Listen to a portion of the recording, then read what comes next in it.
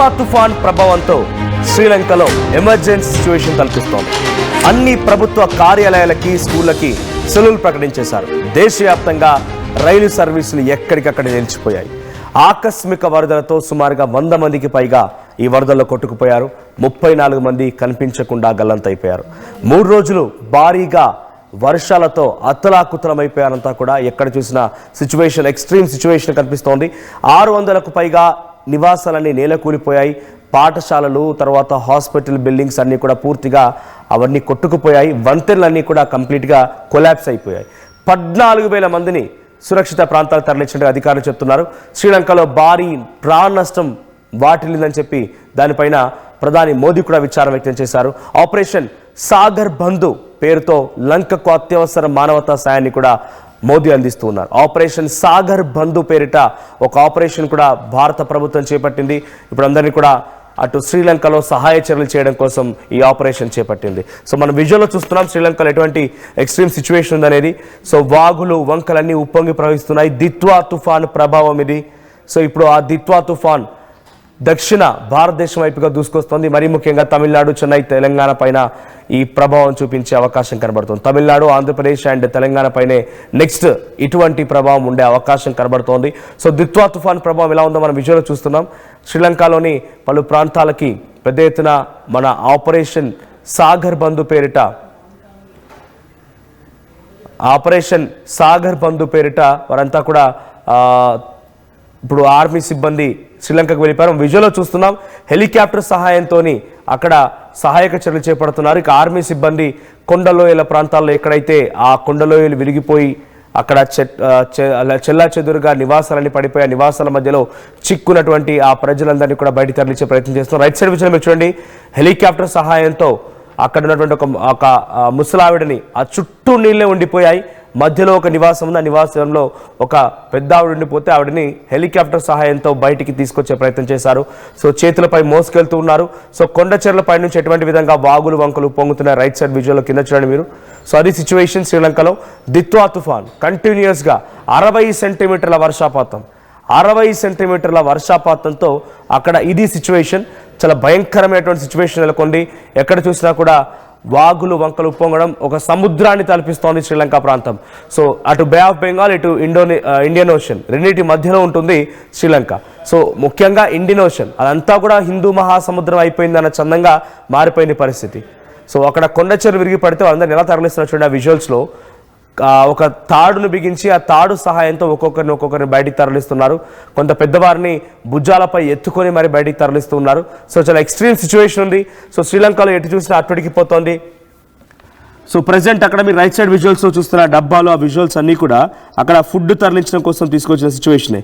So Ditwah తుఫాన్ effect on Sri Lanka ఎలా ఉంది అని అంటే అక్కడ ఇప్పటికే 100 మందికి పైగా మరణించారు.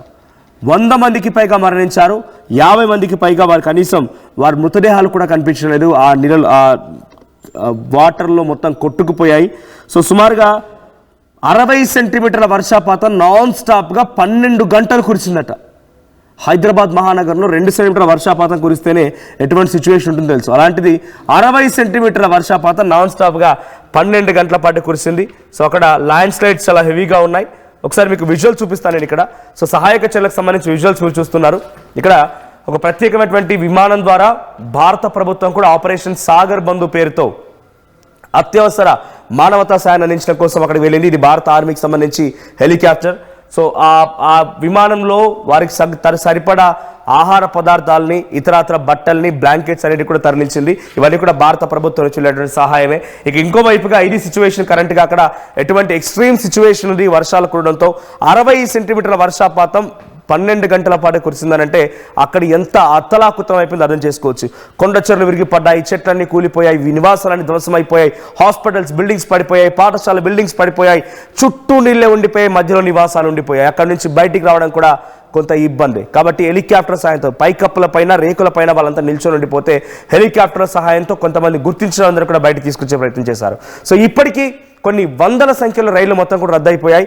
ఎక్స్ట్రీమ్ సిచ్యువేషన్ కొనసాగుతుంది శ్రీలంకలో జరిగేటువంటి ఇప్పుడు ఈ విధ్వంసం చూసి దిత్వా తుఫాన్ ప్రభావం ఎలా ఉండబోతుందో అర్థం చేసుకోవాలి. సో ఇది నైరుతి బంగాళాఖాతంలో ఏర్పడినటువంటి అంటే సుమారుగా హిందూ మహాసముద్రం సంబంధించినటువంటి దగ్గర ఏర్పడినటువంటి ఈ అల్పపీడనం బలపడిపోయి వాయుగుండంగా మారి తుఫాన్గా మారి శ్రీలంక పైన పెను ప్రభావాన్ని చూపించింది. హిందూ మహాసముద్రంలో ఇప్పుడు డైరెక్ట్గా శ్రీలంక మునిగిపోయిందా అన్న చందంగా అక్కడ నీళ్లు కనిపిస్తూ ఉన్నాయి. చాలా పెద్ద ఎత్తున ల్యాండ్ స్లైడ్స్, తర్వాత వాటిపై నుంచి కొండచెర్లపై నుంచి భారీగా వరద నీరు ఉప్పొంగుతోంది.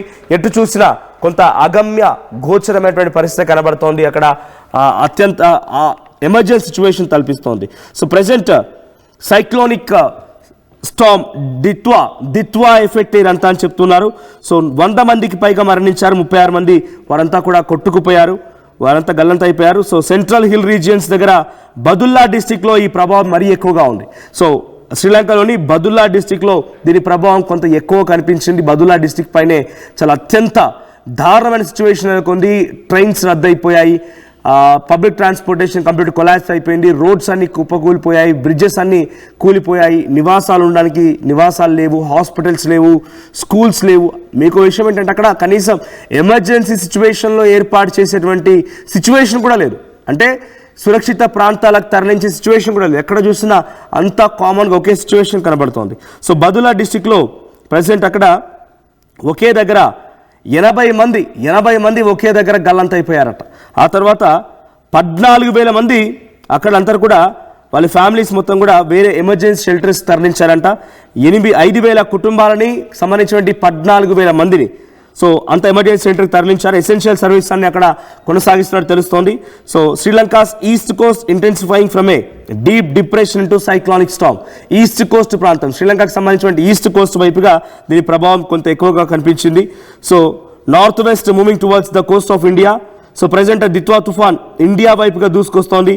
ఇండియా వైపుగా దూసుకొచ్చేటువంటి ఈ క్రమంలో కొంత దీని ప్రభావం ఎలా ఉంటుందో చూడాలి. సో ప్రజెంట్ గంటకి దిశను మార్చుకుంటూ వెళ్తోంది దిత్వా తుఫాన్. సో దిత్వా తుఫాన్ దిశను మార్చుకుంటూ వెళ్తున్న క్రమంలో మన దగ్గర ఎటువంటి సిచ్యువేషన్ ఉంటుందో చూడాలి. సో శ్రీలంకని ఈరోజు తెల్లవారుజామున 2 గంటల సమయానికి అది తీరం దాటేసింది, శ్రీలంక బార్డర్ దాటేసింది. ప్రజెంట్ బంగాళాఖాతం మీదుగా ఇటు దక్షిణ భారతదేశం వైపుగా దూసుకొస్తోంది. సో ముఖ్యంగా ఇది చెన్నై దగ్గర తీరం దాటే అవకాశం కనబడుతోంది. ఆ సమయంలో మరి ఇక్కడ సిచ్యువేషన్ ఎలా ఉంటుందో చూడాలి. ప్రచండ గాళ్లతో భారీ నుంచి అత్యంత భారీ వర్షాలతో పెద్ద ఎత్తున ఇక్కడ అల్లకల్లోలమైనటువంటి వాతావరణం ఉండే అవకాశం ఉంది. సో శ్రీలంకలో ఇప్పటికే మరణాలు సంభవిస్తున్నాయి. ఒకసారి ఆ ఎక్స్ట్రీమ్ సంబంధించిన విజువల్స్ చూద్దాం.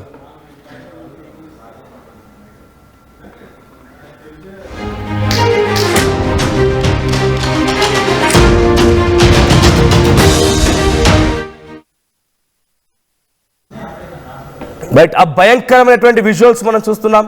సో సహాయక చర్యలు కొనసాగుతున్నాయి. భారత ప్రభుత్వం కూడా మానవతా దృక్పథంతో కొంత అక్కడికి ఆపరేషన్ సాగర్ బంధు పేరిట ఆర్మీని తరలించింది. మనం సహాయం చేస్తున్నాం, ఫుడ్ సప్లై చేస్తున్నాం, మెటీరియల్ సప్లై చేస్తున్నాం. సో ఇక్కడ విజువల్ మీరు చూడండి, అది శ్రీలంక దగ్గర తీరం దాటింది. ఎగ్జాక్ట్గా ఈరోజు తెల్లవారుజామున 6 గంటల సమయానికి కంప్లీట్గా ఇక శ్రీలంక పైన ప్రభావం లేకుండా తీరం దాటేసింది. సో ఇప్పుడు విజువల్లో మీరు చూస్తుంటే అది టువర్డ్స్ చెన్నై వైపుగా కదులుతోంది. సో సోమవారం రోజున మధ్యాహ్నం 1 గంట సమయానికల్లా అది చెన్నై దగ్గర తీరం దాటే అవకాశం ఉంది. ప్రజెంట్ ఆల్రెడీ అటు ఏపీలోని తిరుపతి, నెల్లూరు ప్రాంతం పైన, అటు తమిళనాడులోని పుదుచ్చేరి, నాగపట్నం, తర్వాత చెన్నై, వెల్లూరు ఈ ప్రాంతాల్లో కూడా అత్యంత భారీ వర్షాలు కురుస్తూ ఉన్నాయి. సో తీరం దాటే సమయానికల్లా 60 సెంటీమీటర్ల వర్షపాతం నమోదైందట. శ్రీలంకలో 60 సెంటీమీటర్ల వర్షపాతంతో పాటుగా చాలా 12 గంటల పాటు నాన్ స్టాప్ కురిసిందట. అంటే సిచ్యువేషన్ కొంత ఎక్స్ట్రీమ్గా ఉందని చెప్పాలి. హిందూ మహాసముద్రం మధ్యలో ఉండేటువంటి ఇది కొంత ఇప్పుడు అటు హిందూ మహాసముద్రం, ఇంకోవైపుగా బే ఆఫ్ బెంగాల్, రెండింటి మధ్యలో ఇప్పుడు ఏకమైపోయాయా, శ్రీలంకని తుడిచిపెట్టేసిందన్న చందంగా మారిపోయింది. అక్కడ ఉన్నటువంటి వరదలు, వాగులు పొంగిపొర్లుతూ ఉన్నాయి. సో అక్కడ బదుల్లా అంటే ఈస్ట్ వైపుగా, అంటే మీరు బే ఆఫ్ బెంగాల్ వైపుగా కొంత దీని ప్రభావం ఎక్కువగా ఉందట. ఈస్ట్ కోస్ట్ వైపుగా ఉన్నటువంటి బదుల్లా డిస్టిక్లో చాలా పెద్ద ఎత్తున ఈ ప్రమాదానికి సంబంధించి కొంత ఎమర్జెన్సీ సిచ్యువేషన్ ఉన్నట్టుగా శ్రీలంక అధికారులు అంచనా వేస్తున్నారు. అక్కడ సహాయక చర్యలు కొనసాగుతున్నాయి. పెద్ద భారీ ట్రక్కుల సహాయంతో ఆహార పదార్థాలు అక్కడికి అందించే ప్రయత్నం చేస్తున్నారు. భారత ప్రభుత్వం కూడా ఎక్స్టెండెడ్ సపోర్ట్ అందించే ప్రయత్నం చేస్తోంది శ్రీలంకకి. ఇంకా సిచ్యువేషన్ వర్సన్గా ఉండే అవకాశం కనబడుతోంది. సో ఇదంతా కోలుకోవడానికి కొంత శ్రీలంక ఈ తుఫాన్ బారి నుంచి బయటపడడానికి చాలా పెద్ద ఎత్తున కృషి చేయాల్సి ఉంటుంది. అట్ ది సేమ్ టైం చాలా సమయం కూడా పడుతుంది అనేది అధికారులు చెప్తున్నారు. సో ల్యాండ్ స్లైడ్స్ జరిగాయి, కొండ చెర్రలు విరిగిపడ్డాయి, చెట్లన్నీ విరిగిపడ్డాయి, నివాసాల చుట్టూ భారీగా వరద నీరు చేరింది, రోడ్లన్నీ కుప్పకూలిపోయాయి, హాస్పిటల్స్ పాఠశాలలు మొత్తం కూడా నీటిలో మునిగిపోయాయి. 14,000 మంది ఒకే ప్రాంతానికి సంబంధించిన వారందరూ కూడా ఒక ప్రత్యేకమైనటువంటి సంరక్షణ కేంద్రం దగ్గరికి చేరుకున్నారు. ఎమర్జెన్సీ సిచ్యువేషన్ అక్కడ తలపిస్తోంది. సో 5,000 కుటుంబాలకు సంబంధించినటువంటి వారంతా కూడా అక్కడ ఒకరి నివాసం దగ్గర ఉన్నారు. సో అక్కడ కూడా ఆ ఎమర్జెన్సీ సిచ్యువేషన్లో ఏర్పాటు చేసినటువంటి సహాయక కేంద్రం కూడా నీటి చుట్టుముట్టినట్టు తెలుస్తోంది, వరద నీరు చుట్టుముట్టింది. సో అక్కడ కూడా వెళ్ళడానికి చాలా ఇబ్బందికర సిచ్యువేషన్ ఉంది. సో ఇప్పటివరకు 100 మంది మరణిస్తే 36 మంది గల్లంతయ్యారు. సో శ్రీలంకలో దిత్వా తుఫాన్ ప్రభావం చాలా పెను సంచలనం అని చెప్పాలి. ఎమర్జెన్సీ సిచ్యువేషన్ తలపిస్తోంది. అది టువర్డ్స్ ఇప్పుడు అది అప్పర్ డైరెక్షన్లో మూవ్ అవుతోంది. అది మూవ్ అవుతున్న కొద్దీ ఏపీ అండ్ తెలంగాణ, తమిళనాడు ఈ 3 రాష్ట్రాలపైన చాలా తీవ్రమైన ప్రభావం ఉండే అవకాశం ఉంది. సోమవారం రోజున మధ్యాహ్నం 1 గంట సమయానికల్లా చెన్నై దగ్గర తీరం దాటే అవకాశం ఉంది. అప్పటి వరకు రేపు, ఎల్లుండి, ఆ తర్వాత మరో 2 రోజుల పాటుగా మోస్తారు నుంచి భారీ వర్షాలు కురిసే అవకాశం ఉంది.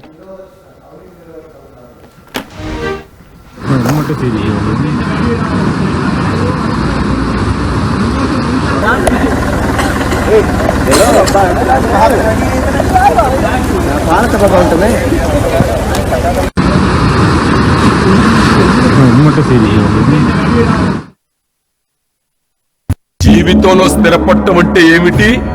సొంత ఇల్లు కలిగి ఉండడమే. ఇల్లు కావాలంటే స్థలం కావాలి. స్థలం ఎలాంటి చోట కొనాలి? తక్కువ పెట్టుబడితో ఎక్కువ అభివృద్ధి అయ్యే ప్రాంతంలో కొనాలి. అలాంటి స్థలం హైటెక్ సిటీ ఓఆర్ఆర్ దగ్గర మిస్ అయ్యాం కదా, ఇప్పుడు త్రిబులార్ దగ్గర మిస్ అవ్వకూడదు. షాద్నగర్ వైపున్న త్రిబులార్కు చేరువలో నూతన వెంచర్ అమేయ నందు అప్రూవ్డ్ ప్లాట్లు అందుబాటులో ఉన్నాయి. ఒక్కసారి సకుటుంబంగా విచ్చేసి సరైన నిర్ణయం తీసుకోండి.